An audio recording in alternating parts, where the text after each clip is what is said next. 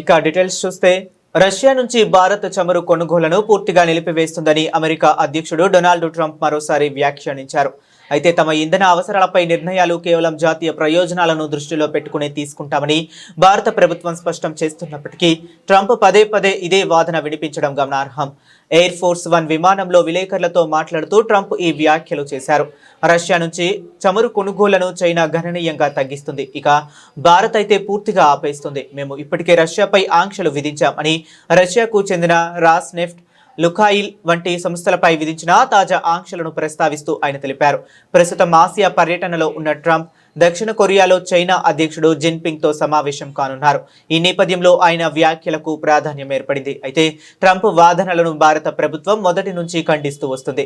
తమ ఇంధన విధానం పూర్తిగా స్వతంత్రమైనదని, స్థిరమైన ధరలు, నమ్మకమైన సరఫరా వ్యవస్థలను నిర్ధారించుకోవటంపైనే తాము దృష్టి సారిస్తున్నామని స్పష్టం చేసింది. బయట శక్తుల ఒత్తిడితో కాకుండా దేశ ప్రయోజనాలను అనుసరించే ముడి చమురు దిగుమతులపై నిర్ణయాలు ఉంటాయని న్యూఢిల్లీ ఇప్పటికే పలుమార్లు తేల్చి చెప్పింది.